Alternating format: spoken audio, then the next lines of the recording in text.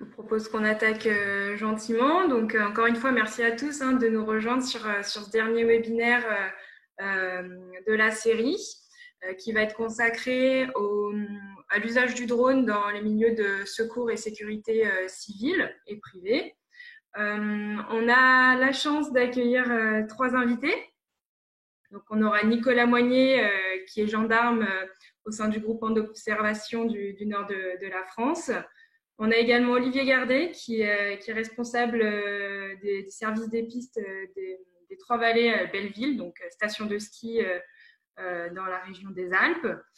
Et David Perracino, qui est pompier sur le département de l'Isère.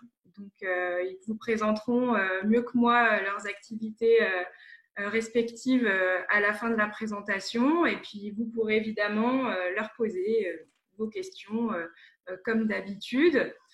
Concernant les questions, donc n'hésitez pas à les poser tout au long de la présentation par l'intermédiaire du chat. Donc Nicolas Hébert vous répondra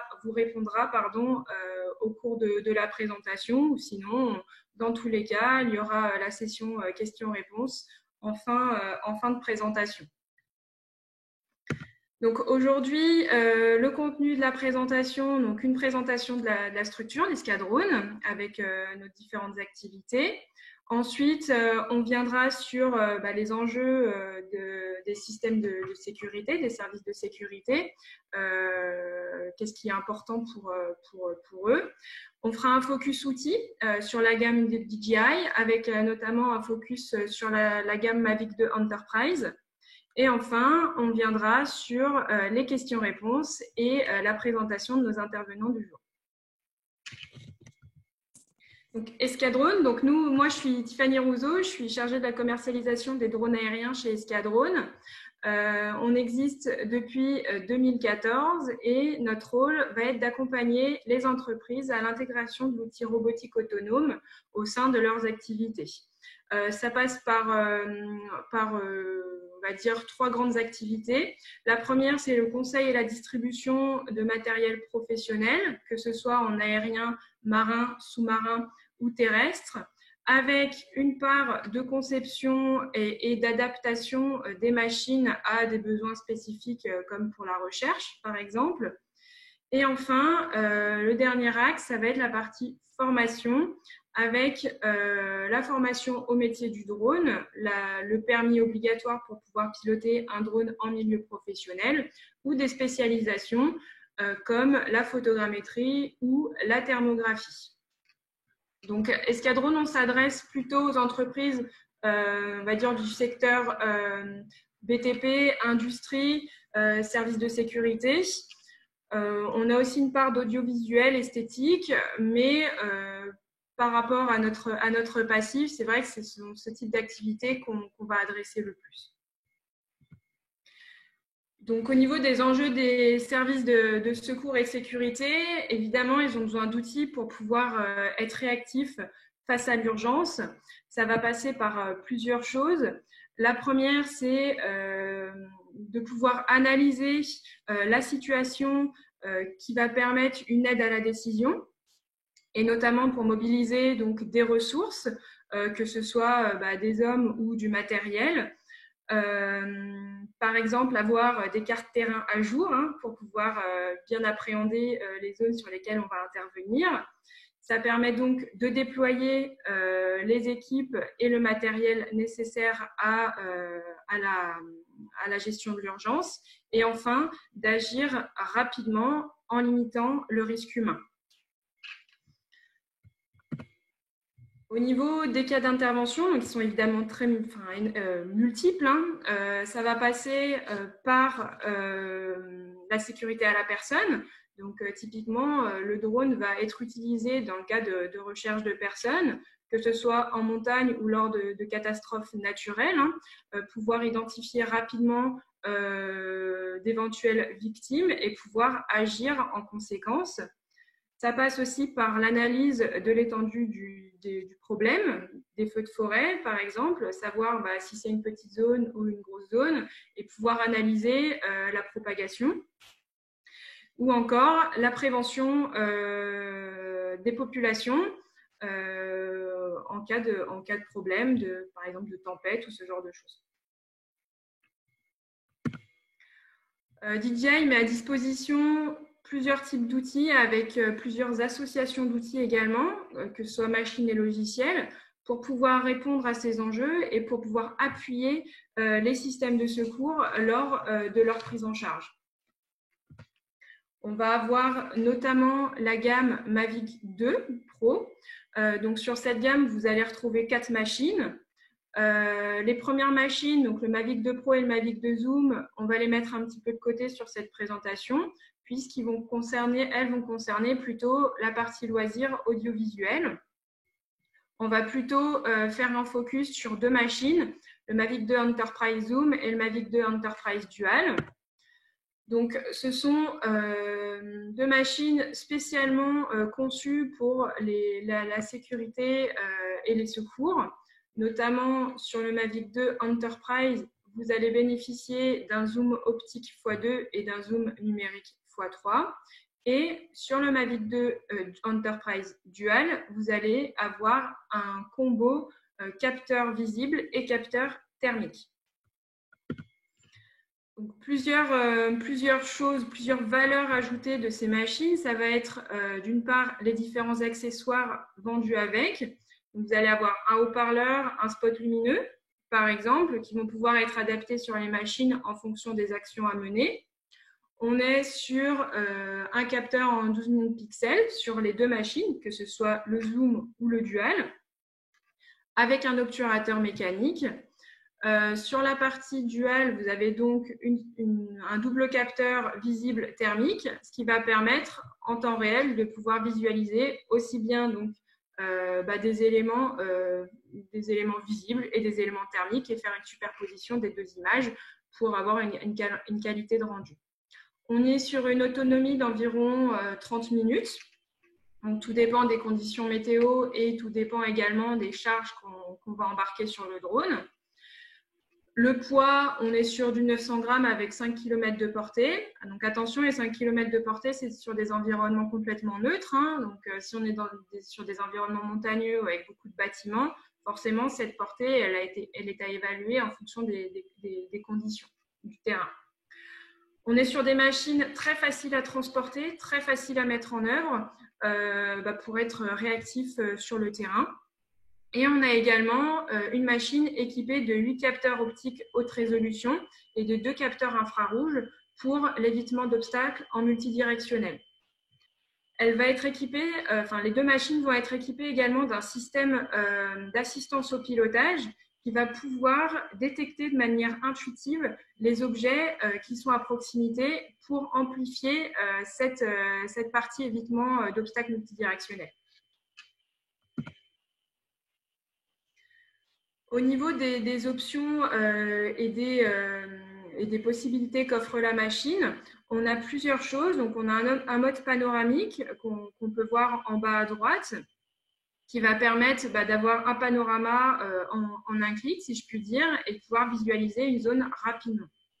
On peut également protéger la machine par l'intermédiaire d'un mot de passe et on a entre guillemets une double encryption du lien entre la machine et la radiocommande. Tous les clichés faits par la machine sont horodatés, donc on a la position GPS et l'heure et la date de la prise de la photo. Des batteries autochauffantes pour permettre d'éviter des conditions de stockage un peu contraignantes et pouvoir les mettre en œuvre rapidement sur le terrain. On a aussi la visualisation en temps réel des différents aéronefs en vol, si leur transpondeur est activé, pour permettre de sécuriser le vol de la machine. Typiquement, si on doit intervenir en même temps que des hélicoptères, ça permet d'être attentif à tout ça. Et enfin, un mode ATTI, donc ça permet de s'affranchir du pilotage avec le GPS. Typiquement, si on est sur des zones avec peut-être des signaux GPS très faibles ou perturbés, ça permet de prendre la machine directement sans se baser sur le GPS pour le pilotage. Donc là, on a sur la gauche, hein, on a un exemple du zoom du Mavic de zoom. Pardon, je suis allée trop vite. C'est bon.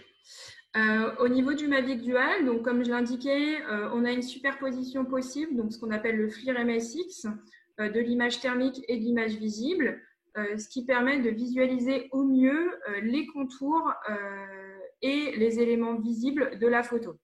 Donc là, on a un petit comparatif avec notamment la X-T2, hein, qui est la caméra thermique la plus performante de chez Digi, qui a été réalisée en association avec FLIR.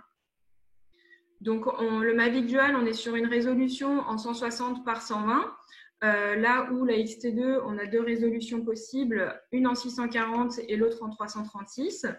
Donc, on a évidemment une plus grosse qualité, hein, sur la X-T2 pour la visualisation des éléments thermiques, mais ce qui implique du coup une machine un petit peu plus grosse et donc moins facile entre guillemets à mettre en œuvre. Le Matrice 210 V2, donc qui va pouvoir accueillir cette fameuse X-T2, cette fameuse caméra thermique, et notamment une caméra qui s'appelle la Z30, caméra de zoom, zoom optique x30, qui va permettre donc une intervention à distance et pouvoir visualiser très rapidement les éventuels dangers et la situation sur laquelle on va devoir agir. Le Matrice 210 V2, on est sur une machine robuste qui a été vraiment designée pour les milieux, les environnements techniques. Elle est IP43, donc contre les projections d'eau et de poussière. Et elle peut également être mise en œuvre et transportée par une seule personne. Donc on est sur de la polyvalence, hein, puisqu'on va pouvoir intervertir les capteurs ou même faire voler la machine avec double nacelle, donc deux caméras sur la machine. Notamment le combo Z30 X-T2. Ensuite, on va avoir un combo un peu particulier qui est le P4RTK avec le logiciel DJI Terra.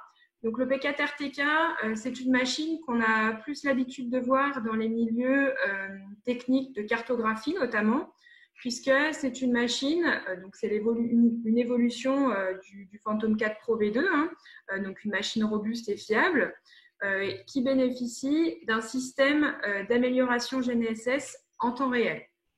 Donc ça va permettre d'avoir une précision sur les coordonnées GPS, le géoréférencement des clichés. Donc cette association va permettre de faire de la cartographie en temps réel, et notamment de la modélisation 2D ou de la modélisation 3D. On est sur des machines qui sont extrêmement simples à mettre en œuvre par une seule personne. Dans le cadre de cette modélisation temps réel, on s'affranchit juste de la radiocommande. Il faut un ordinateur sur le terrain par l'intermédiaire duquel on va planifier sa mission et la mettre en œuvre. Il faut des ordinateurs quand même, on va dire, assez performants. Donc, si vous êtes sur ce type de projet, je vous invite à revenir vers nous pour qu'on puisse vous donner les préconisations en fonction de ce que vous souhaitez faire. Puisque si c'est peu de photos avec une résolution assez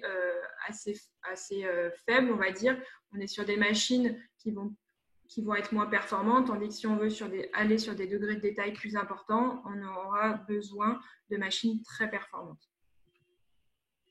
Un exemple d'une cartographie effectuée avec le Phantom 4 RTK et le logiciel DJI Terra. Donc, on est sur une surface de 3,1 km². Il y a eu du coup 508 photos et la reconstitution, elle a été faite en 22 minutes. Donc, ça prouve bien qu'en cas d'urgence, là où on doit récupérer les photos, aller les traiter, entre guillemets, dans une zone équipée d'un ordinateur, là, on peut typiquement faire ça sur le terrain pour pouvoir analyser rapidement la situation. Oups, voilà. On a également un logiciel qui s'appelle Flight Hub, qui va pouvoir gérer une flotte de machines. C'est-à-dire que c'est un logiciel sur lequel on va avoir la possibilité de visualiser les missions en temps réel, ce qui va permettre au poste de commandement de piloter à distance les différentes équipes sur le terrain. Ça va être clairement un outil, on va dire, d'aide à la prise en compte de l'incident. On va pouvoir récupérer les données de vol, ce qui va permettre une analyse et un débrief des situations. On va également pouvoir gérer des flottes de pilotes et des flottes de machines. Donc, toutes les machines vont être enregistrées sur le logiciel. On va pouvoir indiquer qu'un pilote va être le capitaine, qu'il est en charge d'une équipe de X pilotes, que chaque pilote a une machine associée. On va pouvoir également gérer nos machines. Donc, au poste de commandement, visualiser les différentes autonomies des machines qui sont en cours de mission. Ça nous permet également de faire de la maintenance, c'est-à-dire d'analyser par ce logiciel les différentes mises à jour qui doivent être mises en œuvre sur les machines. Et donc, éviter, on va dire, les problèmes à l'instant T. On doit intervenir, on se rend compte que des mises à jour ne sont pas faites et ça peut du coup ralentir l'intervention sur le moment. Et enfin, la planification des missions qui va permettre une gestion plus efficace des tâches opérationnelles. On a notamment quelques vidéos où on va pouvoir visualiser. Donc là, vous avez notamment 4 encarts avec plusieurs points de vue différents qui va permettre à la personne au poste de commandement de pouvoir orienter les équipes en fonction de ce qu'il analyse, lui, de son côté. Là, on visualise les machines qui sont en cours de mission avec les différentes données de vol, les altitudes, les vitesses, les positions aussi, avec sur la gauche le nom des pilotes et les machines. Et enfin, un petit exemple, donc on peut créer des équipes avec l'administrateur, la personne en charge de différents pilotes, et à rajouter des machines, rajouter des pilotes, pouvoir faire des arborescences, pouvoir faire des équipes. C'est un logiciel qui va pouvoir s'installer de 2 manières différentes. La première, par l'intermédiaire d'un cloud sécurisé, où l'enregistrement des missions va se faire sur des serveurs aux États-Unis. La deuxième solution, pour entre guillemets plus de sécurité, c'est une installation sur les serveurs de la structure, ce qui permet d'éviter que les informations aillent à l'extérieur et donc pouvoir sécuriser au maximum son flux de données. Voilà pour cette présentation. Je vais laisser la parole à nos intervenants et à Nicolas Hébert, notamment sur la partie questions. Nicolas, je te laisse attaquer. Merci Tiffany pour cette présentation. J'ai noté vos questions aussi sur lesquelles on va revenir juste après dans le chat. Il y a notamment des questions sur DJI Terra et Flight Hub.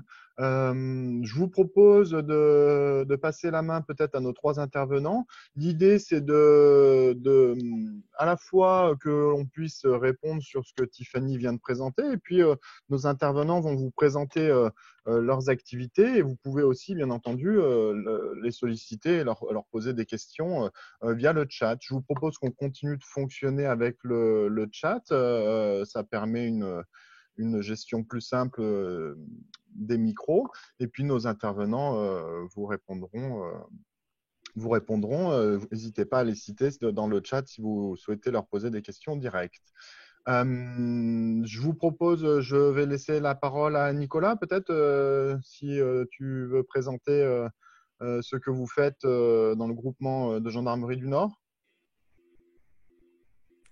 Oui, bonjour à tous. Donc je vais me présenter rapidement. Je ne vais pas vous faire un exposé magistral sur le drone en gendarmerie, parce qu'il a beaucoup de facettes. Je vais plutôt me concentrer sur le secours et la sécurité, qui est pas forcément une phase qu'on aborde chez nous. enfin, qu'on présente chez nous, au public. Donc, pour ma part, donc, je suis Nicolas Moyenne, je suis adjudant de gendarmerie en groupe d'observation et surveillance. Donc, le groupe d'observation et surveillance, c'est tout ce qui mène les enquêtes et les filatures, surveillance sur la grande criminalité organisée, hein, que ce soit du braquage, du go fast, l'immigration clandestine, des grands réseaux constitués. C'est mon travail de contribuer à la lutte contre ces activités. Donc, nous, on utilise aussi des drones dans ce domaine. Alors, j'ai préparé un slide. Alors, soyez un petit peu indulgents, parce que je ne maîtrise pas tout à fait Zoom encore. On découvre tous dans cette période de confinement des outils Voilà. inconnus jusque-là. C'est ça. Voilà. C'est là-dessus que je vais aller. Et hop, lire. Alors, est-ce que vous l'avez en grand écran? Pour le moment, on voit rien. Rien. OK. Alors, peut-être comme ça. Ah oui, j'ai pas fait partager. Voilà. Là, c'est bon. C'est bon. Alors, comment on revient en arrière comme ça? Voilà. Alors, je vous ouvre rapidement la situation. Donc, la gendarmerie, on s'est doté en drone à partir de 2017. Donc, c'est vraiment sur le tard. Donc là, c'est la région des Hauts-de-France. En 2017, on avait 3 drones, un Phantom 4, 2 NX-70 qui étaient interdits de vol. Donc, on avait un drone, le Phantom 4. Aujourd'hui, on s'est un petit peu développé. Nous sommes 19 télépilotes sur les Hauts-de-France et on compte 12 drones. Donc, essentiellement de la gamme G, hein, du Phantom 4 au Mavic 2 Zoom, Enterprise, Mavic Pro et 2 M210 avec XT et Z30. Le drone intervient chez nous en complémentarité de l'hélicoptère. C'est-à-dire, il ne remplace pas du tout l'hélicoptère, hein. La gendarmerie, on a un parc de 56 hélicoptères. Et donc là, je vous ai fait une petite présentation aussi pourquoi on vient au drone. C'est que pour une flotte de 56 machines, que ce soit drone ou hélicoptère, donc vous avez les drones au-dessus, le coût horaire d'un drone revient à peu près à 65 centimes d'euros contre 670 euros pour un hélicoptère. Donc là, on comprend tout de suite l'intérêt d'utiliser des drones plutôt que des hélicoptères. Mais encore une fois, le drone n'est que complémentaire. Le drone va faciliter certaines actions, mais ne remplacera jamais la machine. Donc, le drone, enjeu de sécurité. Sécurité pour qui? Pour la population et ainsi que pour les militaires, donc mes collègues. Pourquoi? Donc, la population, on va surveiller. On va essayer dans les grands rassemblements, dans les grandes zones de vacances, comme la baie du Mont-Saint-Michel, la baie de Somme, les plages, etc. Surveiller pour détecter la menace, hein, une personne qui va être en difficulté ou seulement des actes de délinquance. Donc, on va détecter la menace. Après, on va mettre en place une protection protégée. Le drone peut intervenir, hein. Si vous avez affaire à des gens qui font des vols à la roulotte, bah, vous pouvez déplacer le drone. Ça va quand même les gêner et s'abstenir.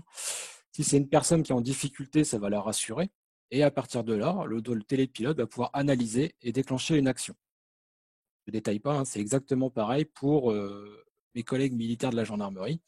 Le drone va permettre de les appuyer dans des grandes situations, comme j'ai été déployé à Notre-Dame-des-Landes lors des grandes manifestations pour la ZAD en tant que télépilote, et j'ai appuyé les escadrons de gendarmerie mobile. Alors, avant qu'on déploie les drones, les escadrons de gendarmerie en ont pris plein la gueule, c'est le cas de le dire. Le drone, nous a permis de prendre de la hauteur sans qu'il y ait un danger pour le télépilote et de pouvoir prévenir les escadrons quand ils étaient débordés à gauche, à droite ou pris à revers, qui a diminué notamment le nombre de blessés chez nous. Les enjeux de secours. Les enjeux de secours, le drone peut faire de la recherche en complémentarité avec l'hélicoptère, encore une fois, afin de localiser une personne. On nous signale, nous, un enfant disparu dans les forêts de Falampin ou le long des grandes plages du Nord, etc. On peut déployer un drone et on va accélérer le quadrillage. Localiser, rassurer la personne une fois qu'on l'a trouvé. Ça, on pourra utiliser soit les Mavic, soit le M210 avec la caméra thermique. La caméra thermique a sa grande utilité à ce moment-là pour les plages, etc. En région boisée, c'est beaucoup plus difficile. Après, on va pouvoir rassurer la personne, pardon, excusez-moi. Avec l'Enterprise, notamment, on en a un qui est équipé de haut-parleurs. Donc, ça permet de prendre contact avec la personne et la rassurer et lui dire voilà, on l'a localisé, que les secours vont arriver, etc. Et pareil, toujours l'analyse et le fait de déclencher une action. C'est pareil pour le secours de certains militaires en difficulté. Lors d'entraînement, ça arrive, on prend beaucoup de risques. Et le drone, donc, c'est un accélérateur pour la recherche et les secours. L'hélicoptère est bien sûr l'outil idéal. Il emporte du matériel, du personnel, des médecins, des secouristes, un grand rayon d'action et d'autonomie. Mais toutefois, les météos font que l'hélicoptère ne peut pas toujours être disponible. Donc, on va engager un drone et le drone, notamment, peut se rendre dans des zones inaccessibles à l'hélicoptère, des crevasses, des talwegs, et compléter l'action au sol et l'action de l'hélicoptère. Le drone, c'est aussi pour nous un moyen de sécuriser nos interventions. Si on prend, on a beaucoup travaillé dessus dans le cadre des tueries de masse, du Bataclan et autres. Donc, avant, sans le drone, on utilisait des plans pas forcément actualisés. Il fallait envoyer des personnels en physique pour faire de la reconnaissance. Une progression du coup lente, parce qu'on n'avance pas face à des armes comme on avancerait sur un terrain de football. Et ensuite, le commandement, lui, il est informé que par des comptes rendus. Ce que les gens voient. Avec le drone, on a une vue actualisée, rapide. On a une reconnaissance rapide et discrète. Le drone peut aller rapidement, peut faire le tour et surtout, on n'expose pas de personnel. Et enfin, le commandement, il a une vue en direct. Au PC de crise, on renvoie l'image, il a l'image en direct de ce que voit le télépilote et il peut prendre les décisions, l'analyse et l'action. Le drone secours et sécurité en judiciaire également, sur les grandes catastrophes, ça nous facilite grandement les constatations. On fait également, on n'a pas de Terra, pas encore, mais on le fait de manière manuelle. On capte nos images, on reproduit la cartographie, on essaye d'établir le périmètre de crise, la cartographie, etc. Toujours pour l'organisation des secours, l'organisation aussi des constatations judiciaires. Le drone en sécurité, là c'est un petit exemple de la Z30, donc au-dessus d'un bâtiment. Donc le point orange représente la zone qui est zoomée à droite, pardon. C'est un intérêt pour moi dans mes missions, en particulier d'observation et surveillance, c'est que M210 me permet d'être très loin, de pouvoir aller au cœur de certains trafics, certaines actions, et de filmer. Plus près, on va utiliser un autre drone parce que, comme le Mavic, parce qu'on va aller beaucoup plus près, il fait moins de bruit, on va aller plus près. Par contre, je suis super heureux de toutes les capacités d'anti-collision, puisque dans ces cas-là, nous, on va se masquer sur la végétation. Donc, on est très, très près des arbres. On n'est pas en dégagé et on l'a vu avec d'autres drones, on va au crash, quoi. On aime bien le Mavic Enterprise pour ça. Et enfin, le terme de sécurité, c'est chez nous le maître mot, c'est le télépilote qui décide. C'est-à-dire que si la mission présente un risque à enfreindre la réglementation, parce qu'on est sujetti à la réglementation aussi, on refusera la mission. C'est le dernier mot, on revient toujours au télépilote chez nous, même qu'il y a un colonel, un général, si le télépilote dit non, c'est pas sécurité. Pour les personnes, pour nous, pour le matériel, c'est non. Voilà. Donc j'en ai fini avec cette petite présentation. Et si vous avez des questions, n'hésitez surtout pas. Merci beaucoup, Nicolas. Ça permet de préciser. Et puis, je vois qu'il y a déjà des questions sur lesquelles on va revenir aussi, qui sont liées à ton activité. Est-ce que, Olivier, tu veux prendre la parole sur la présentation de ce que vous faites et l'usage du drone? Oui, pas de problème, Nicolas. Ok. Eh bien, je me présente, je m'appelle Olivier Gardet, je suis directeur technique du service des pistes des Belleville, la vallée des Belleville, donc qui regroupe. Attends, pas tout de suite la vidéo, Tiffany, voilà. Qui regroupe les stations de Val Thorens, Ménuire et Saint-Martin-de-Belleville. Alors, qu'est-ce que c'est qu'un service de piste de station de ski? Particulièrement l'habitude de dire que c'est les principales missions du service des pistes, c'est confié par l'agrément d'un maire et on assure la sécurité des usagers sur le domaine skiable. et l'entretien général global des pistes de ski. Voilà, donc la présentation rapide du service des pistes. Donc on est situé au cœur du domaine skiable des Trois-Vallées, qui est le plus grand domaine skiable du monde. Donc on a un rayon d'action sur la globalité de 6300 hectares de domaine skiable sur 153 pistes, 65 remontées mécaniques et 32 millions de passages en moyenne par saison.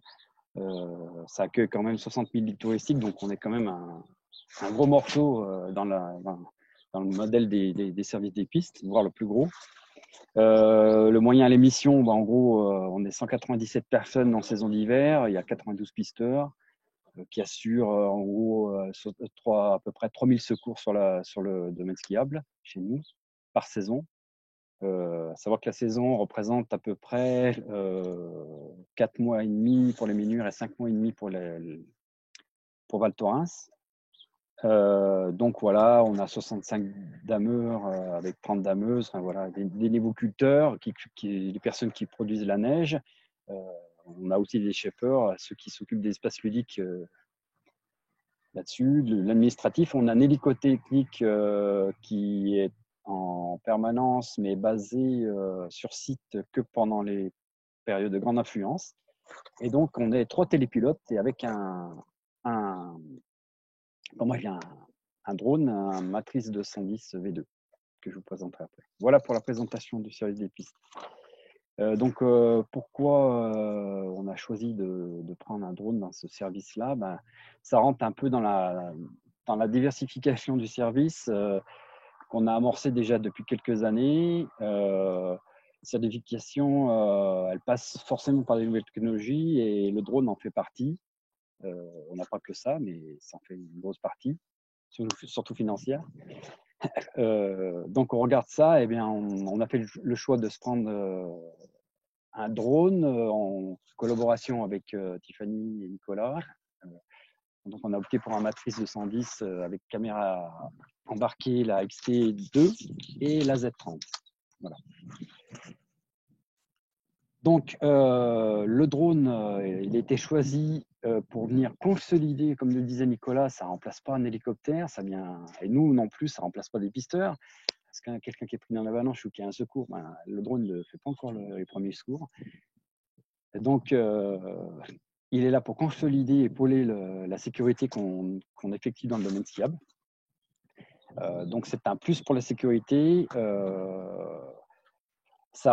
On reste quand même dans le cœur de nos métiers, qui est le secours, la sécurité. Le drone, le Mavic, le Matrice 210, il a quand même un champ d'application qui est quand même énorme, du fait de ces deux caméras, XT2 et ZN30. Ça nous permet donc de faire on l'avait déjà pris, on a essayé de faire des recherches de personnes perdues de jour et de nuit. Donc on couple toujours les deux caméras, ce qui nous permet de jongler en fonction des process qu'on a mis en place. Ça nous permet aussi de faire des reconnaissances. Alors, les reconnaissances les plus importantes pour nous et lequel il faut qu'on soit très rapide et réactif, c'est les avalanches. Donc, on refait quand même cette année, j'ai dû faire une bonne dizaine de reconnaissances sur des avalanches. Alors, pas toutes, heureusement, avec des personnes ensevelies, mais malgré tout, notamment une auquel je suis arrivé le premier pour les slicks avec quelqu'un. Je vous montrerai ça tout à l'heure. Donc ça, c'est un outil fabuleux pour nous, pour faire la reconnaissance d'avalanche. Fabuleux, pourquoi? Parce que ça nous évite d'envoyer du personnel dans un milieu qui est très à risque. Une avalanche, malgré qu'elle soit partie, il peut y en avoir une autre, ou la montagne, c'est pas Disneyland. Donc c'est assez compliqué. Donc on limite le personnel, voir s'il n'y a pas de... suite à la reconnaissance, il n'y a pas lieu d'intervenir, on n'intervient pas. On fait un lever de doute direct avec le drone. Et après, ça nous permet aussi de voir le meilleur cheminement, alors que ce soit pour les avalanches ou même pour aller sur un site qui est assez escarpé, une barre rocheuse qu'on n'a pas décelée, et on peut guider le personnel pour aller en toute sécurité à l'aller et à l'évacuation pour le retour d'intervention. Donc, c'est quelque chose qui est hyper important, hyper intéressant pour nous. On a trouvé ça, on a créé le besoin déjà l'année dernière. Voilà pourquoi on s'est doté déjà de ça. Donc, ça, c'est vraiment quelque chose de factuel. Ça nous permet aussi d'aller voir, et comme disait tout à l'heure Nicolas, rassurer les personnes, parce que des fois, quelqu'un qui est perdu en plein milieu de la montagne, même s'il fait super beau, pour elle, c'est un milieu très hostile et elle peut se trouver comme si elle était sur la Lune, seule au monde. Donc, le fait de voir le drone, c'est le premier contact visuel. On est en train de mettre en place, en phase recherche-développement, un haut-parleur. Mais malgré tout, on peut aussi amener une radio directement avec le drone à la personne qui est perdue et puis la rassurer et avoir un contact en direct verbal, et nous, on peut l'avoir avec la caméra du drone. Ça, c'est quelque chose de très important. Donc voilà, pour les grosses parties de secours, on peut l'utiliser aussi pour surveillance de sites dangereux. L'année dernière, on est allé voir les rochers qui menaçaient de tomber, qui n'étaient pas très loin des pistes. Donc, ça nous permet de faire des surveillances régulières et d'avoir un historique du fait d'enregistrement des vidéos. Donc, tous les sites dangereux suite à des inondations, comme je l'ai dit, une menace d'éboulement, mais aussi des sites qui restaient avalancheux et l'avalanche n'est pas encore partie. Donc ça, on est un peu plus dans la prévention. Et ensuite, on fait aussi du contrôle technique pour nous, donc c'est pour les opérations programmées. Je vous montrerai dans la vidéo, on a des GASEX, des systèmes de déclenchement d'avalanche qui demandent un entretien assez pointu et assez régulier.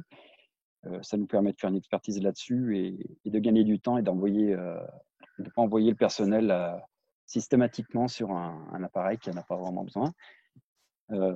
Voilà, donc on l'utilise aussi pour faire une reconnaissance, surtout en début de saison, pour l'enneigement artificiel des deux stations. Donc, ça nous permet de voir vraiment les endroits vus du ciel, c'est quand même différent, de voir où est-ce que ça pêche et puis de pouvoir programmer la nuit suivante une production de neige adéquate, suivie du damage. Voilà. Donc, et puis forcément, nous, dans la vallée des Belleville, donc on a un ADN quand même de partenariat.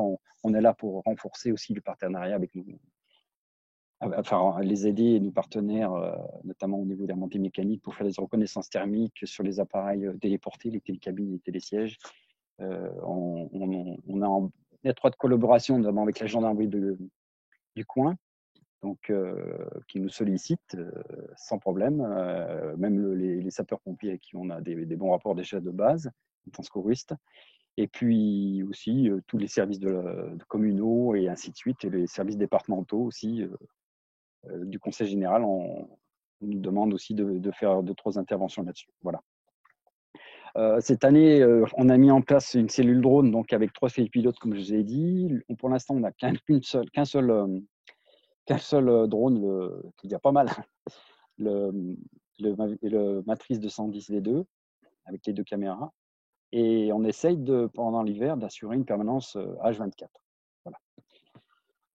Pour la suite, eh bien, ce qu'on aimerait faire, c'est étendre la flotte, donc étendre aussi le nombre des pilotes pour pouvoir être plus fonctionnel, peut-être partir sur des Mavic aussi Enterprise, voir comment ça se présente pour la suite. On voudrait essayer d'étendre encore plus les prestations pour rentrer toujours dans le cadre de la diversification du service des pistes, et aussi certainement se mettre à faire de la cartographie pour pouvoir faire un peu ce que Nicolas a expliqué tout à l'heure, d'avoir déjà des cartes sur des sites d'intervention qui sont périlleux, surtout quand il y a le mauvais temps, la tempête, on ne voit absolument rien. Ben là, au moins, on a une visibilité en cartographie pour pouvoir faire de l'anticipation et de la projection. Et puis, toujours cette partie recherche-développement pour trouver toujours des solutions qu'on peut apporter avec le drone sur des possibles problématiques qu'on a déjà, qui sont récurrentes. Et donc, petit à petit, ça va venir dessus. Voilà. Si tu peux lancer la vidéo, s'il te plaît. Et après, je terminerai là. Voilà, donc je vous ai fait un petit récapitulatif en vidéo de ce qu'on peut faire. Donc, pour vous montrer, j'ai pris là-dessus, le Matrice, il vole bien sous la pluie. Il faut vous assurer que ce jour-là, il pleuvait abominablement. C'était l'un des seuls jours de la station où il pleuvait jusqu'à 2600 mètres d'altitude. je peux vous assurer que c'était la cata. Et on est parti sur une courée, enfin, c'est ce qu'on appelle une reptation, une avalanche qui est partie carrément au terrain. Donc, je ne sais pas si vous arrivez à voir.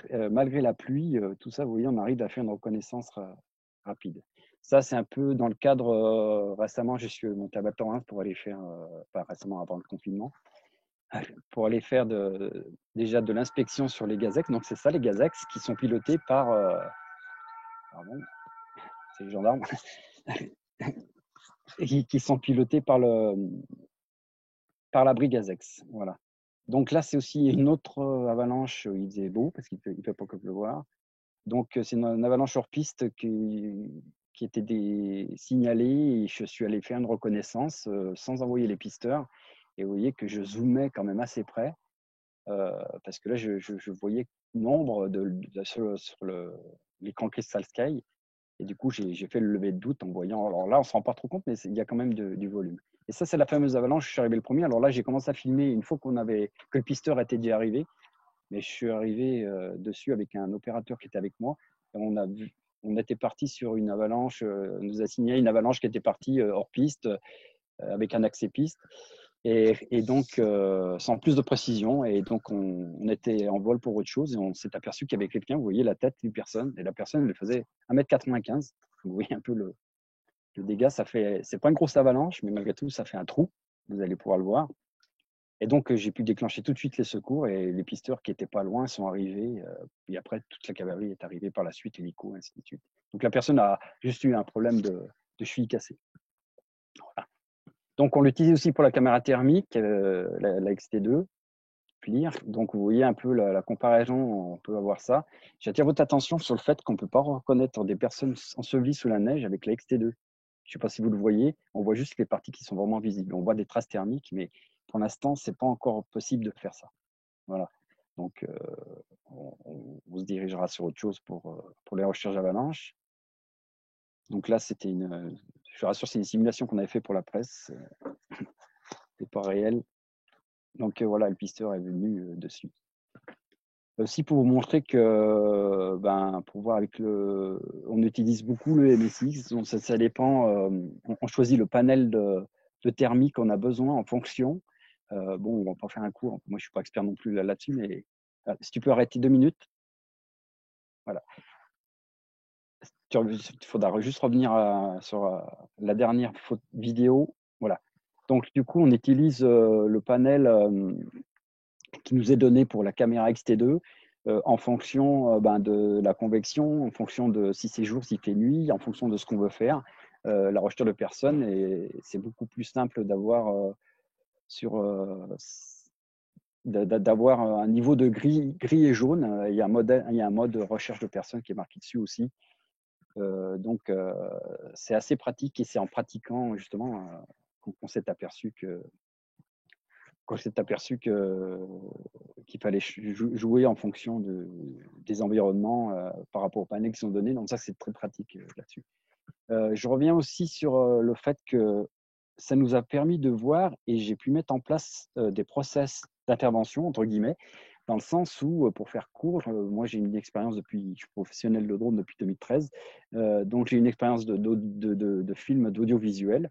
Là, il faut partir à zéro, c'est complètement différent. C'est-à-dire que là, ce qu'il faut, on est dans l'efficacité.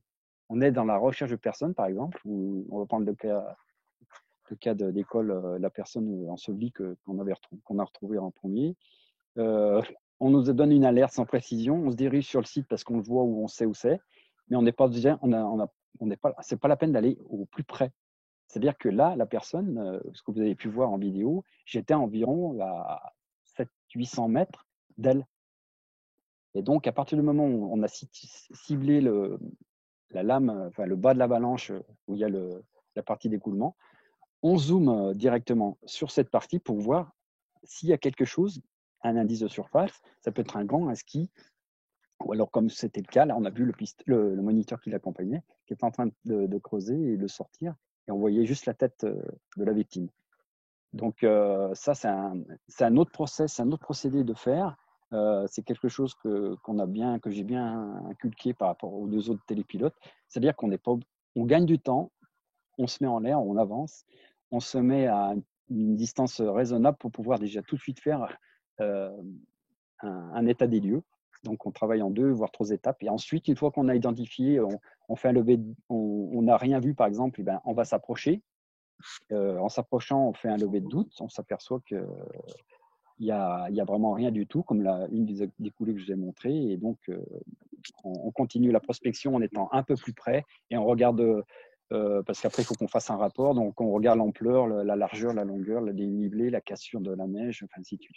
Voilà. Donc, il y a des process qu'il faut mettre en place malgré tout, suite au rétex, au retour d'expérience qu'on a. Et c'est quelque chose de très important là-dessus en fonction du cadre dans lequel vous bossez. Voilà. Tu peux remettre en route. Je vais juste vous parler de quelque chose qui est très important. Tout à l'heure, je vous disais qu'il faut être rapide. Donc là, c'est la valise à laquelle… alors arrête. Voilà. C'est la valise qu'on a pris avec Nicolas et Tiffany chez Skadron. Donc, c'est un fabricant allemand. Et cette mallette a son importance dans l'efficacité. C'est-à-dire que c'est une des rares mallettes où on peut tout mettre et surtout, on peut mettre le matrice équipé avec ses 2 nacelles. C'est-à-dire que moi, je peux prendre le drone. Alors, tu peux laisser défiler, s'il te plaît, Tiffany. Merci. Vous allez voir, je prends le drone, il est déjà tout équipé. Je l'allume, j'allume radiocommande, je mets les hélices et en 2 minutes 15, je suis prêt. Voilà. Donc ça rentre aussi. Il faut avoir une vision un peu globale et malgré tout, ça rentre dans la rapidité d'exécution et la facilité d'exécution. J'en ai fini. Apollo. Merci beaucoup, Olivier, pour cette présentation très intéressante de vos activités et de vos usages. Je peux laisser la parole à David, qui est pompier Isère, sur le SDIS Isère, que j'ai sollicité très tardivement pour participer à ce webinaire, pour lui présenter un petit peu leur vision aussi au SDIS Isère de l'usage du drone. Et David est aussi formateur avec nous sur la partie drone aérien. Je te laisse la parole, David, si tu veux activer ton micro. Bonjour, c'est fait. Tout le monde m'entend? Merci, Nico. Très bien.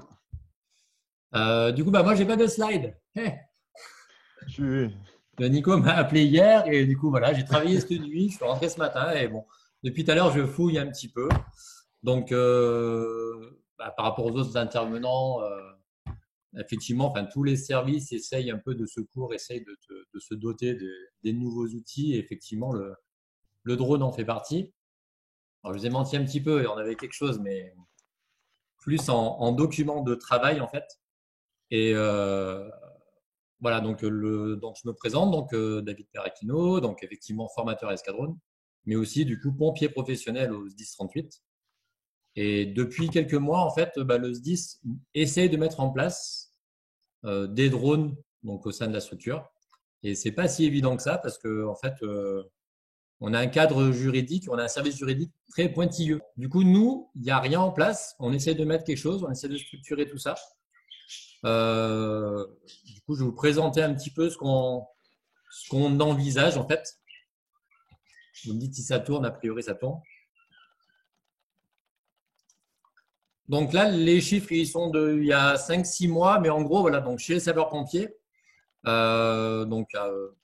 savoir que c'est départementalisé. Et en gros, il y a à peu près un tiers, donc c'est un petit peu augmenté, des SDIS qui, effectivement, ont des drones dans leur structure. Et après, comme là, on a marqué, chacun fait un peu ce qu'il veut à l'heure actuelle. On n'arrive pas à avoir de doctrine nationale. On se bat pour. Les drones chez les pompiers, à quoi ça pourrait servir? À savoir qu'en fait, on pourrait s'en servir pour beaucoup de choses.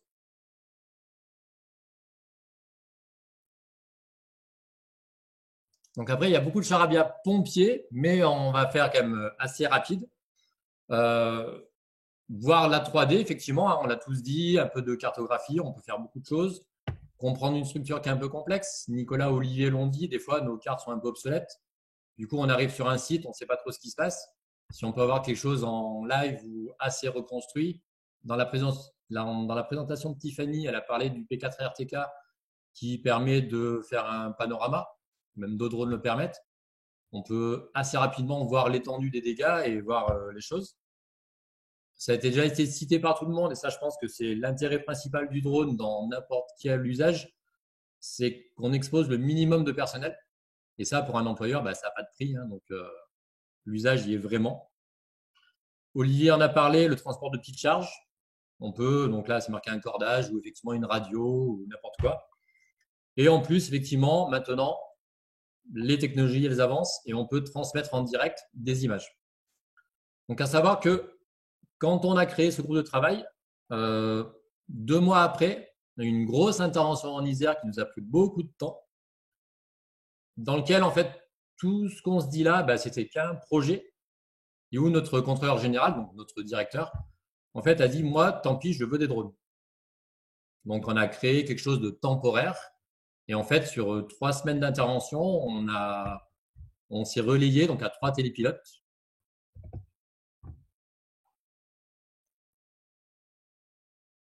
Du coup, là, c'est avec notre charabia à nous, vous inquiétez pas.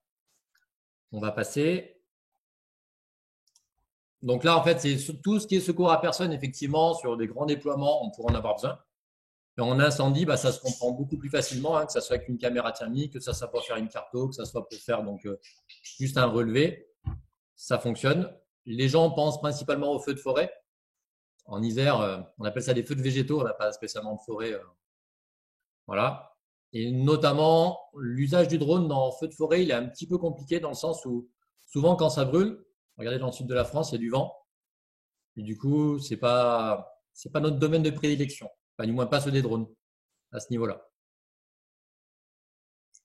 Et après, bah, Tiffany en a parlé aussi dans sa présentation des différents événements sur les inondations, comme il y a eu l'an dernier, sur des glissements de terrain, des tempêtes. Donc voilà, donc on arrive un petit peu à jongler, à utiliser du coup le drone de partout.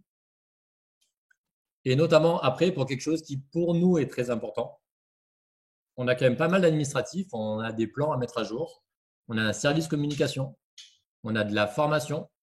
Donc tout ça, le drone nous est utile. Donc nous, entre guillemets, malheureusement, on aurait besoin d'une palette de drones juste immense en fait. On aurait besoin de drones multi-outils. Donc la réglementation, donc nous, bah, il faudrait bien qu'on s'y adapte, qu'on s'y réfère, mais qu'on s'y adapte. Donc il y a des travaux qui sont en cours. Dans la loi, c'est prévu.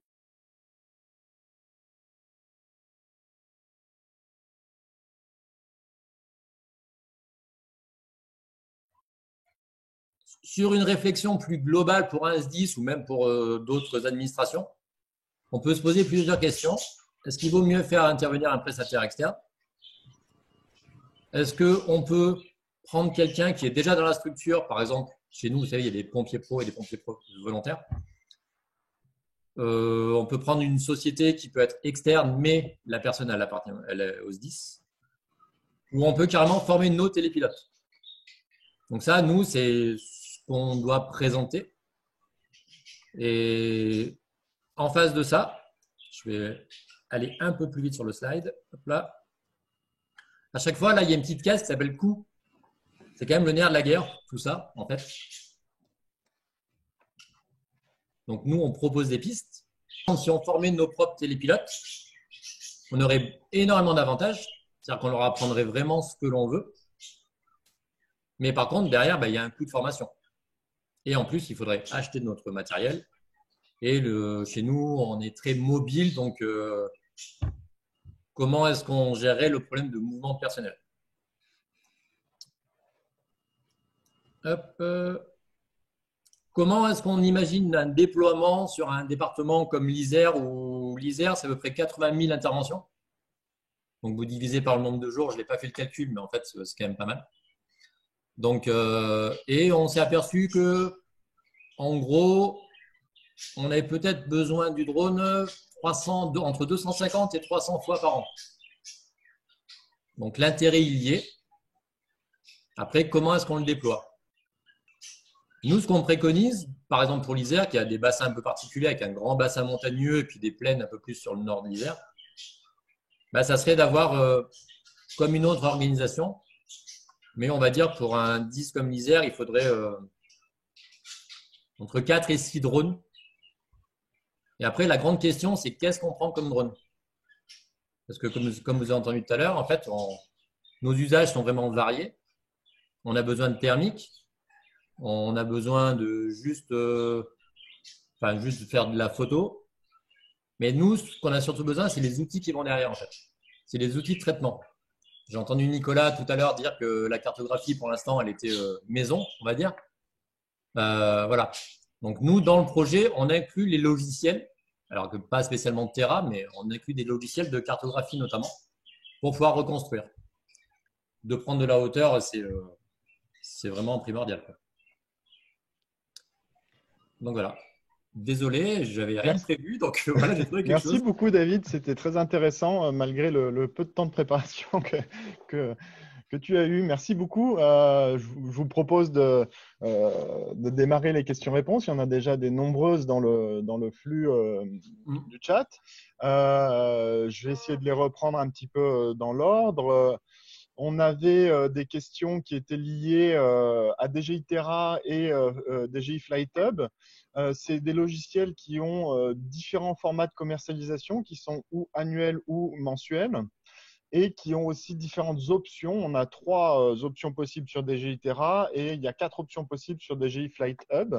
C'est des coûts globalement qui démarrent à quelques centaines d'euros par mois et qui montent jusqu'à plusieurs milliers d'euros. Il y a aussi des possibilités d'acquérir les logiciels en licence perpétuelle. Donc, c'est mensuel, annuel, perpétuel.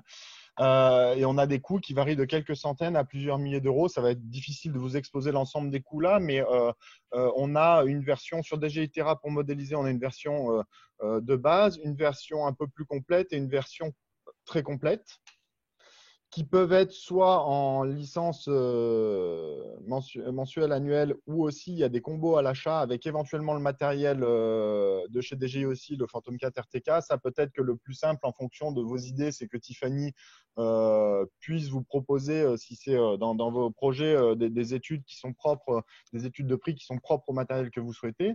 Et sur DJI Flight Hub, c'est effectivement, on a quatre formules. Il y en a 3 qui sont disponibles et une qui est dédiée gouvernement. Il y a une formule de base qui permet de gérer une petite flotte de drones avec des infos qui remontent en limité. On a une version avancée qui gère une flotte d'une petite dizaine de drones qui permet un peu plus de remontée d'informations aussi. Et on a une version entreprise qui permet cette fois-ci, qui a un prix qui est dimensionné en fonction du volume de drones et qui permet de remonter donc plus que 10 drones et aussi plus d'informations et qui va aussi gérer par exemple tout ce qui est, on va venir se substituer au serveur de DJI sur par exemple la partie mise à jour, un petit peu comme ça se fait sur les flottes de PC où les gestionnaires réseau vont se substituer à Windows pour pas que le même jour, les 2500 PC de l'entreprise soient bloqués pendant 1 heure par la mise à jour. Donc là, pareil, c'est cette fois-ci la gestion firmware mise à jour, elle est gérée par l'entreprise et c'est elle qui décide quand est-ce qu'elle déploie, sur quel drone et dans quel timing. Donc, il y a différentes formules et là, pareil, c'est en fonction, dès qu'on arrive sur les forfaits entreprises, qui sont en fonction du volume de drones et on va démarrer effectivement à quelques centaines d'euros par mois à plusieurs milliers en fonction du volume de drones qui est souhaité. On avait aussi des questions qui étaient liées au cadre réglementaire. Donc, David l'a un peu évoqué de ces interventions sécurité. Peut-être que je peux relaisser la main. Peut-être que donc on a aussi dans les 3 intervenants que vous avez eus, merci beaucoup à eux encore pour leur présence et leur plus-value à cette présentation aussi. Hein. C'est très intéressant d'avoir des retours terrain. On a aussi différents états d'avancement dans l'intégration. Donc Nicolas, sur la partie gendarmerie qui sont très aboutis dans l'intégration chez eux, puisqu'effectivement, ils ont une unité nationale qui aussi permet d'avancer peut-être à grands pas, on va dire. Le David qui se dit Cisère, où là, l'unité des pompiers au niveau national est un peu plus complexe dans la gestion, donc effectivement, qui est un peu moins aboutis, même s'il y a des SDIS qui sont très, très aboutis aussi, un petit peu moins en Isère aujourd'hui, mais on sent que de toute façon, c'est des outils qui sont indispensables. Et puis, le service des pistes, donc effectivement de la vallée des Bellevilles, qui a démarré il y a 2-3 ans sur ces usages assez concrets. Donc, on a différentes étapes dans l'intégration aussi, mais sur les aspects de réglementation, il y a une part de soumission de gestion à la réglementation civile professionnelle. Et on a une autre part aussi où, bien entendu, quand il en va de l'enjeu de la sécurité ou des personnes, où on peut déroger effectivement enfin, les opérateurs ont des règles d'utilisation, d'usage et d'engagement des outils qui peuvent venir différer un petit peu de ce qu'on a en civil principalement. Peut-être Olivier, je ne sais pas si tu veux pardon, Nicolas, si tu veux ajouter quelque chose là-dessus. Je sais que la gendarmerie a publié des méthodes aussi d'intégration et d'usage du drone. Effectivement. Donc nous, on est régi déjà pour le point de vue réglementaire, on est régi par la réglementation civile, l'ensemble de nos vols de base. Et après, on a notre manuel d'exploitation et une circulaire et une instruction d'application qui nous permet de déroger dans le domaine judiciaire, dans les domaines de secours, mais pas n'importe comment. Donc, on nous demandait tout à l'heure la déclaration de survol. Donc, on ne fait pas de déclaration préalable. C'est la mission qui commande. Après, on va être à 50 mètres de distance de tout piéton dans nos vols classiques. Et si vraiment il y a une urgence impérieuse où on doit déroger aux règles, on va demander une zone d'exclusion aérienne, donc une bulle tactique à laquelle on est sûr qu'aucun appareil autre ne sera autorisé à rentrer dedans et on pourra déroger puisqu'on aura fait évacuer aussi la population civile dans ces cas-là. Là, on dérogera aux règles. On a une veille radio aéronautique permanente. À partir du moment où on met un drone en l'air, on a une veille radio sur les fréquences aéronautiques d'urgence. Et également, on est en contact avec les CTR si on est proche d'un aérodrome. Ils savent où on évolue, quand est-ce qu'on évolue, et ils sont à même de nous dire de reposer notre drone, de détourner un aéronef si c'est possible. Et enfin, la police également a un guide ex qui s'appelle le CEPOD, Consigne permanente opérationnelle drone. Donc tout est régi, tout est organisé et on a un centre de formation pour nous, télépilotes, qui est au groupe d'instruction des hélicoptères sur la base aérienne de Cazaux. Donc on est formé par des pilotes avec un même type de questionnaire à 75% de bonnes réponses comme dans le civil et, au niveau des pilotes ULM et tout ça. Voilà. Question.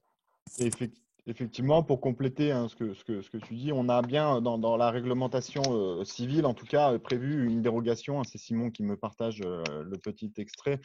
Mais effectivement, sur certains aéronefs utilisés pour le compte de l'État, la mesure et l'appréciation, elle est au service de l'État pour savoir si on peut déroger ou non ou s'affranchir des dispositions générales civiles en place. Donc, bien entendu, ça fait du sens de pouvoir utiliser le drone dans un environnement où on va aider, sauver, sans avoir les lenteurs que peuvent présenter certaines dispositions générales civiles, bien entendu.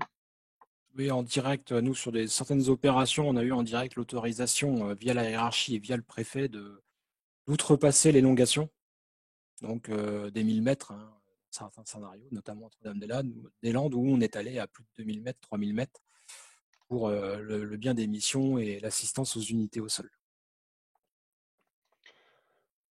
On avait des questions aussi sur la possibilité de visualiser dans des casques ou intégrer les images.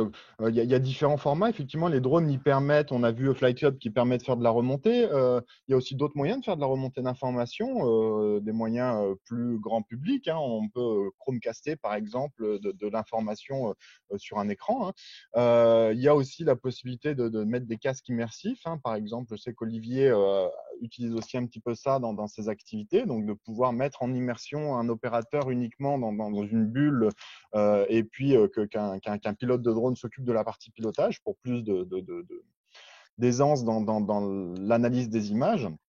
C'est des choses qui sont possibles, oui. Et effectivement, les remontées d'informations peuvent être faites de différentes manières. Et on a différents biais pour remonter de l'information à des centres de commandement ou en tout cas à des décisionnaires. On avait quelques questions sur des drones aquatiques dans le cas d'une intervention sur la péniche. Oui, il y a des choses aussi qui existent en aquatique et qui permettent aussi des analyses rapides et des mises en place rapides pour analyser effectivement l'état de la coque sous l'eau, par exemple. Je peux intervenir si tu veux, Nico, là-dessus. Bien sûr. Sur le coup de la péniche, effectivement, donc, il y a eu une bathymétrie de fait, en fait, par l'armateur. Donc effectivement, hein, tout le fond a été sondé. Notamment, il y avait donc des morceaux de porte puisque c'est une écluse en fait qui a cassé. Du coup, effectivement, il y a une bathymétrie à l'instant T qui a été faite grâce à un drone marin. Si je peux rebondir sur la réglementation dont on parlait tout à l'heure, effectivement, il y a aussi sur les matériels DGI des no-fly zones qui sont implémentés. Dans le cadre des services de l'État, il y a une possibilité de déroger effectivement aussi côté DGI un blocage et de débloquer de façon plus générale les outils pour avoir une intervention aussi encore plus rapide. Donc ça va vraiment être dédié aux services de l'État. C'est heureusement pas accessible au grand public et aux professionnels, puisqu'effectivement, il y a quand même derrière ces idées de no-fly zone un intérêt général qui est à respecter. Mais en tout cas, dans le cadre de missions d'État et de secours, c'est des choses qui peuvent être levées. On avait une question sur les conditions de météo et les limites qu'ont les drones. Donc, effectivement, on a des limites qui peuvent différer en fonction du type de drone qu'on utilise. On a vu tout à l'heure le Matrice 210 qui est IP43 qui permet un petit peu de démarrer sous de la bruine fine. Enfin, en tout cas, on a un indice de protection qui définit dans quelles conditions on peut opérer. Et les limites de vent, on est généralement sur des limites constructeurs qui sont autour de 40 km/h. Et il faut savoir que les matériels préfèrent un vent continu que des rafales, puisqu'ils ont besoin d'être perturbés pour corriger. Donc, une fois qu'ils ont pris la perturbation, si elle est continue, ils corrigent en continu. S'ils adaptent en permanence, on va avoir des mouvements un peu du drone. Mais en tout cas, sur la partie fabricant, on a des limites qui sont de l'ordre de 40 km/h. Après, je sais qu'on a des usagers qui sont allés bien au-delà de ces valeurs, presque le double. Là, on sort par contre des préconisations fabricants et le risque est bien entendu mesuré par l'opérateur directement et le bénéfice risque-gain est à évaluer. Bien entendu que ça peut valoir le coup de prendre le risque de perdre la machine si on sait qu'au niveau sécurité des tiers au sol, il n'y a pas de problème et qu'on a une utilité très forte pour secourir quelqu'un. C'est bien sûr à l'appréciation après de l'opérateur.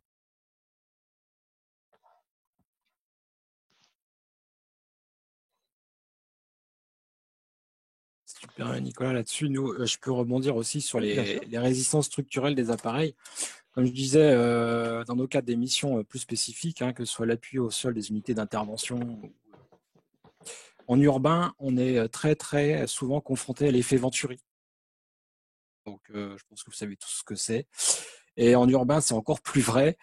Et en entraînement sur une zone, on a une friche industrielle avec des bâtiments dédiés, des ponts architecturaux, etc. Donc, on a des très fortes sollicitations Venturi et on est déjà à 2 drones au sol. Voilà. Donc, pourtant, on ne dépasse pas les structures normalement en vent, mais la rafale subite de vent suffit en milieu. Nous, on est dans ces cas-là très proche des bâtiments ou par rapport un petit peu à un vol tactique. Et en entraînement, on a déjà mis 2 drones au sol, dont a priori un M210 aussi, il n'y a pas si longtemps que ça. Donc, mais effectivement, ouais, c'est l'accélération que va connaître le vent quand on réduit le goulet et puis aussi tout ce qui est lié aux perturbations qu'on va retrouver à la sortie. Ça, on retrouve ça aussi beaucoup en montagne dans les environnements d'oliviers où il y a des effets de pente et qui vont générer des turbulences en sortie de pente ou en crête Donc ça, c'est effectivement là, les opérateurs ont des rôles très importants dans ces analyses et ces compréhensions de terrain. Ouais. Ouais, si je peux étayer un petit peu ce que tu dis, Nicolas, c'est sûr que nous en montagne, surtout en haute montagne, parce qu'on arrive à 3000 mètres d'altitude, à 3200 mètres sur le point culminant, on a tous les effets indésirables du vol en haute montagne, les effets météo et les effets de densité d'air. Donc c'est un peu comme un aéronef classique qui vole en montagne. Le pilotage est un peu différent. La différence qu'il n'y a pas de formation pour ça prévu.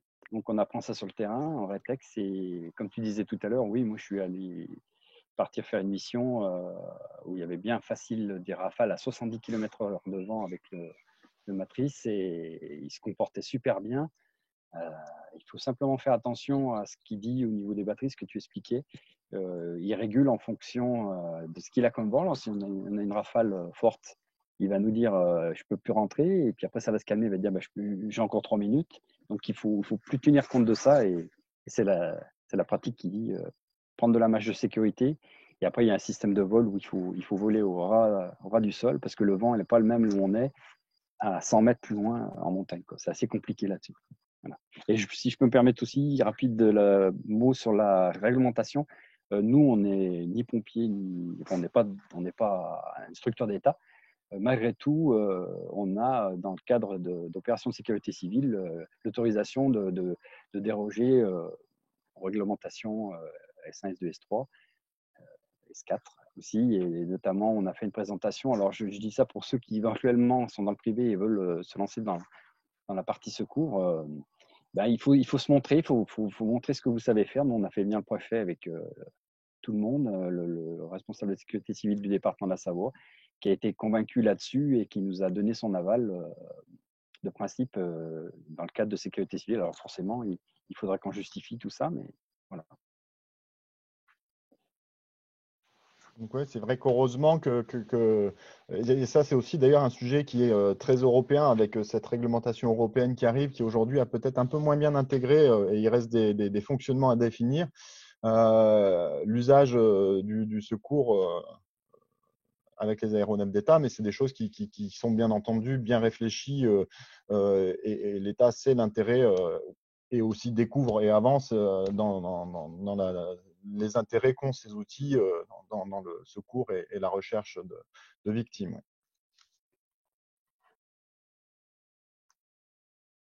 Une question sur la possibilité de faire un déblocage permanent de no-fly zone dans le cadre de prestations de services pour un organe d'État. Je ne saurais pas répondre réellement là-dessus.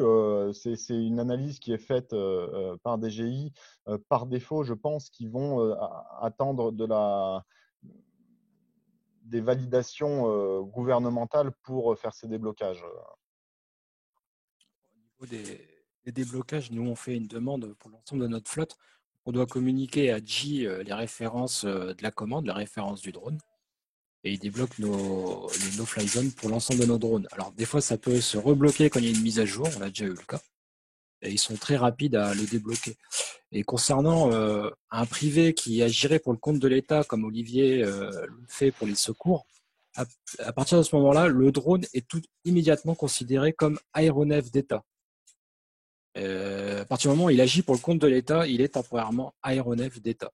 Il faut bien mesurer aussi à ce moment-là, quand on était pilote, le risque que ça engendre, puisque dans ce cas-là, c'est plus son drone qu'on crache, mais c'est l'État, c'est la responsabilité de l'État qu'on engage. Mais donc pour une no-fly zone, pour le compte de l'État, pour moi c'est réalisable que G débloque rapidement et de manière temporaire. D'accord. Oui, je confirme ce que dit Nicolas. Donc forcément, quand on opère que ce soit pour le compte de la préfecture, notamment la réquisition qu'on en a déjà eu avec la gendarmerie locale, donc c'est une réquisition, forcément, on fait partie et on représente l'État. Ça, c'est clair. Il y a une question sur les drones ATEX. Oui. Du coup, non, c'est David qui parle. Il n'y en a plus. Il y avait un fabricant de drones ATEX. Ça a marché un peu dans le Golfe il y a quelques années. En fait, il n'y en a plus. Parce que ça n'a jamais été prouvé qu'il était ATEX plus. En gros, ce n'est pas possible de faire un drone ATEX à l'heure actuelle.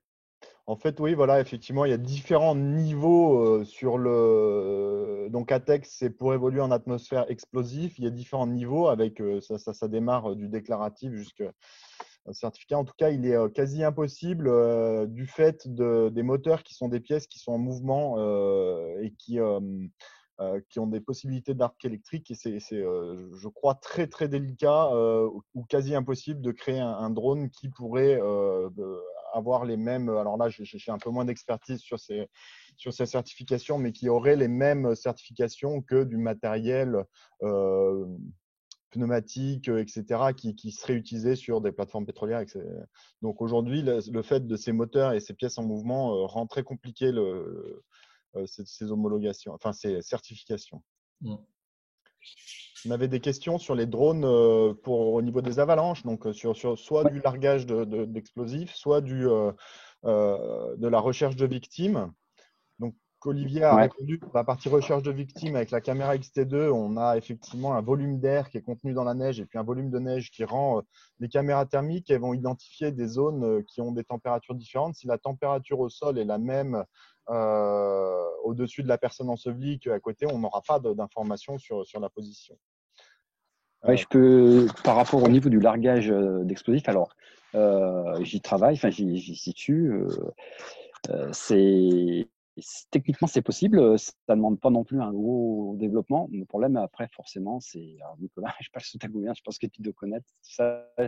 Là, on rentre dans le cadre militaire. J'ai commencé à mettre là-dessus et tout le monde se verrouille là-dessus, ce qui peut être compréhensible parce que c'est quand même quelque chose d'assez compliqué. Mais je pense que, j'espère à moyen terme, et pas long terme, on y arrivera parce que techniquement, oui, c'est possible. Pour nous, c'est un gage de sécurité, comme je l'ai dit tout à l'heure. Ça évitera d'engager du personnel pour faire du déclenchement préventif d'avalanche pour le domaine skiable. Parce que la tendance actuelle dans toutes les stations de ski du monde, c'est de mettre des appareils qui remplacent l'homme. Moi, ça fait 30 ans que je suis pisteur, donc à l'époque, on n'avait pas tous ces gazex, les gaz explosifs, Catex, ainsi de suite. Donc, il fallait aller balancer les charges de dynamite, mais pour y aller, on prenait des risques, et c'est toujours le cas sur certains tirs, mais la tendance, elle est justement à réduire ça pour pouvoir protéger les personnels, ce qui est normal. Et je pense que le drone, justement, il peut répondre à une problématique à ce niveau-là. Et il est évident que la logique de ce transport d'explosifs nécessite une analyse pointue de qu'est-ce qu'on fait si le fonctionnement est dégradé et comment on assure la sécurité effectivement de la charge jusqu'au bout et le bon déclenchement de celle-ci. Donc ça, c'est bien entendu des sujets qui sont plus complexes que comment on le fait finalement de façon technique. Aujourd'hui, effectivement, je pense que c'est déjà réalisable. Ouais. Enfin, il fallait déjà s'assurer que, comme la recherche d'avalanche, techniquement, c'est difficile, c'est pas possible pour l'instant. Là, le largage on a pu le voir dans d'autres pays, hein, malheureusement, mais le largage d'explosifs par un drone, c'est techniquement possible. En sécurité, c'est possible aussi. Et après, en toute sécurité, avec la redondance, et c'est encore un autre débat, comme tu viens de le dire, Nicolas. On a pu le voir dans certaines crises, notamment, je crois que c'était en Irak où les petits drones de DJI, ils ont aussi comme avantage leur coût et on avait vu quelques drones kamikazes ou drones équipés avec des explosifs qui sont allés attaquer des forces en Irak, je crois. Alors, nous, ça fait partie des scénarios quand il y a des grands rassemblements, hein, comme il y a eu les Coupes du Monde, les fan zones, etc. Donc, lors des grands matchs, on avait des équipes BAD, ce qu'on appelle BAD, hein, brouilleurs anti-drone, qui étaient déployés pour éviter l'approche de drones, puisqu'on supposait le risque terroriste d'attaque par drone, que ce soit un drone avec du C4 ou quoi. Donc, les unités anti-drone étaient déployées à chaque grand rassemblement et grande manifestation. C'est effectivement un sujet de sécurité intérieure assez fort, je pense, ces micro-drones. Et les réglementations veulent aller dans le sens de l'identification de plus en plus simple de ces aéronefs. Et à terme, il y a toute une réglementation et tout un système qui se met en place avec les fabricants, les utilisateurs et les différents pays européens pour qu'effectivement on puisse identifier tous les drones qui sont en l'air. et à terme de façon aussi civile pour la gestion du ciel et pouvoir optimiser les interventions drones, si on imagine ça plus large que ce qu'on fait aujourd'hui, puisque les développements des applications vont aussi grandir. Mais ça sera indispensable à la sécurité. Et aujourd'hui aussi, effectivement, ces choses qui permettent d'intervenir directement commencent aussi à avancer, se développer pour pouvoir arrêter des drones en l'air. Ouais.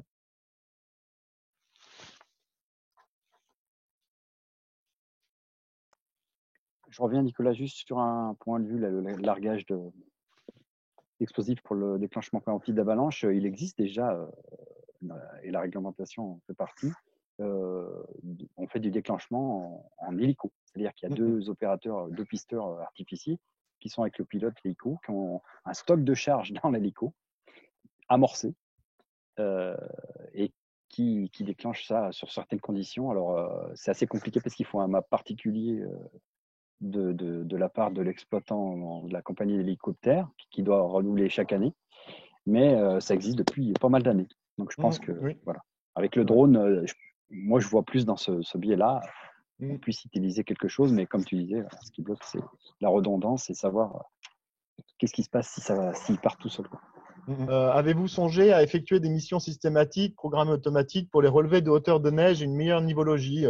Donc effectivement, je crois que vous êtes déjà très équipé en carto, vous faites des balayages lidar, pas forcément par drone, mais en tout cas, c'est des choses qui sont déjà faites aujourd'hui. Oui, alors il existe déjà tout ça. Il n'y a pas de problématique en fait. Déjà avec nos ADE, surtout Val Thorens depuis quelques années et depuis cette année à Ménuire, on a ce qu'on appelle le système SnowSat. Donc chaque machine, chaque dameuse a un GPS intégré, pratiquement au centimètre près, et c'est couplé avec la neige de la production de neige de culture, et on sait le pilote entend, enfin, le chauffeur de la dameuse, pardon, il pilote aussi. Il sait en temps réel avec un écran, ça c'est un autre sujet, ce qu'il a comme neige par rapport au sol. Et ça, c'est fait par des lidars qui sont faits. Alors, c'est des lidars de très grande surface. Hein, vous imaginez tout le domaine skiable, très cher aussi, qui sont faits en moyenne tous les 3 ans pour actualiser tout ça. Et voilà, donc ça, c'est déjà en place.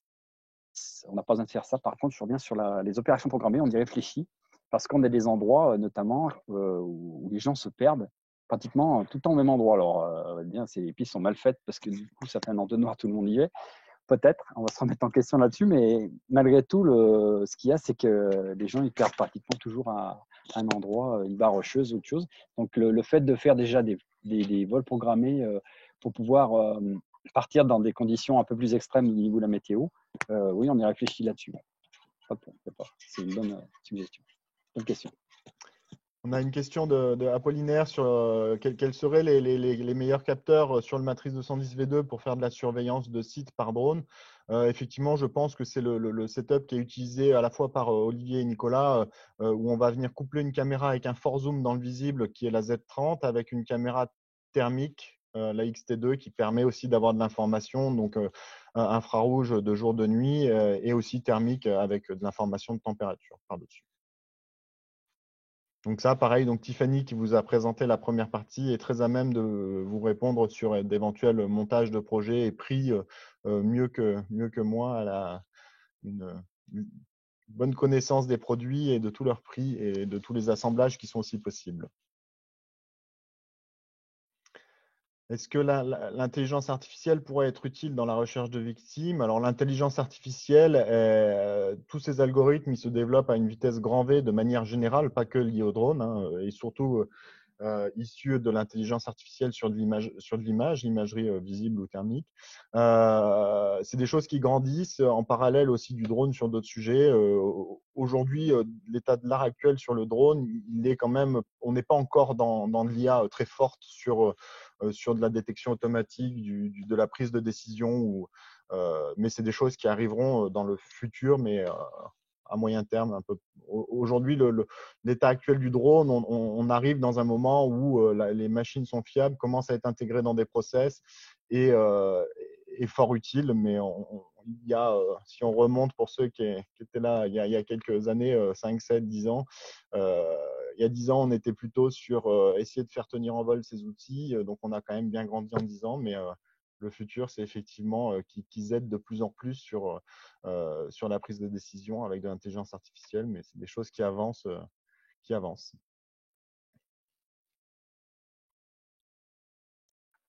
Ouais, Nicolas, si je peux juste me permettre aussi à ce Bien sûr. sujet-là, j'étais allé, je crois, l'année dernière au Salon du drone européen à Bruxelles et il y avait une personne qui présentait un produit super intéressant qui est un peu dérivé de l'armée, je suppose, et donc ils pouvaient retrouver des personnes perdues via leur téléphone, même téléphone éteint. Alors, apparemment, les iPhones, c'était assez compliqué. Mais tout ça, pour étayer ce que tu dis, c'est que la, la technique évolue sans cesse. Elle existe peut-être déjà, mais elle n'est pas, on va dire, elle n'est pas au point pour mettre en exploitation d'un point de vue général. Et surtout, c'est une question de coût. Parce que quand il m'a annoncé le prix du truc, c'était à 150 000 euros. Rien que le module qu'il fallait mettre sur le drone. Voilà. Donc ça, c'est compliqué à mettre en place aussi. Donc voilà. Je C'est pense aussi qu'à à moyen terme, on aura des techniques qui vont évoluer, des IA plus importants, plus intéressants et c'est les moins limites chers. à court terme directes de l'IA, c'est que ça coûte cher à développer et du coup, les premiers usagers Il ont est une RD. bonne part du développement à payer. Je pense que dans quelques années, ça se généralisera et on répartira mieux les coûts de ces développements sur plusieurs usages différents. Donc oui, c'est sûr que c'est le premier frein aujourd'hui, je pense.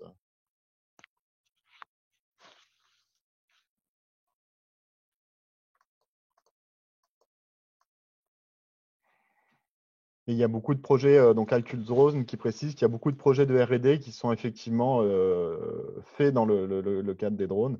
Et oui, il y a beaucoup.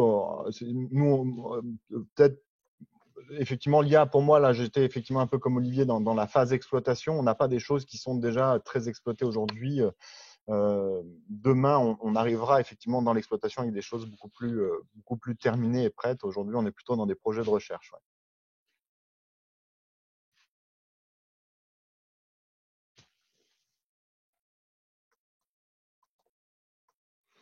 Donc une question de Grégory qui est gérant d'une entreprise de sécurité privée. Et dans quelle mesure le drone est utilisé et sous quelle fréquence, sous quelle forme?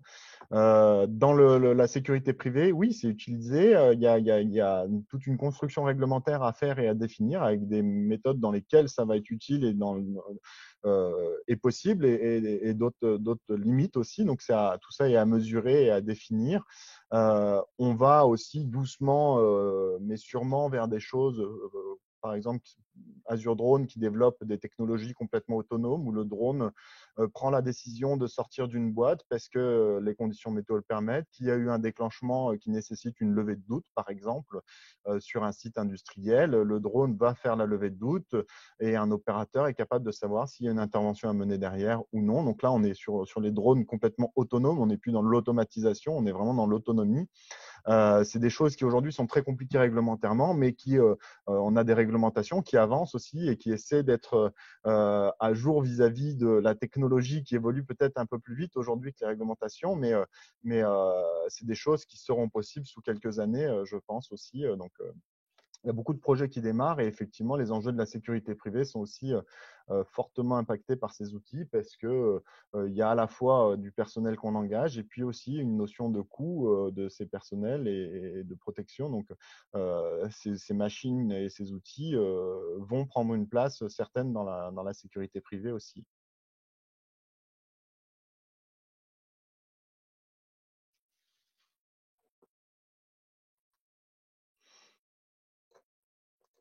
Très bien, je vous propose de clôturer ce webinaire et cette table ronde et questions-réponses. Je vous remercie beaucoup pour votre présence. Un grand merci à David, Olivier et Nicolas qui ont répondu présent pour venir étayer et appuyer avec des cas concrets d'usage. C'était très, très intéressant malgré notre organisation un peu tardive. Je les remercie énormément de leur présence.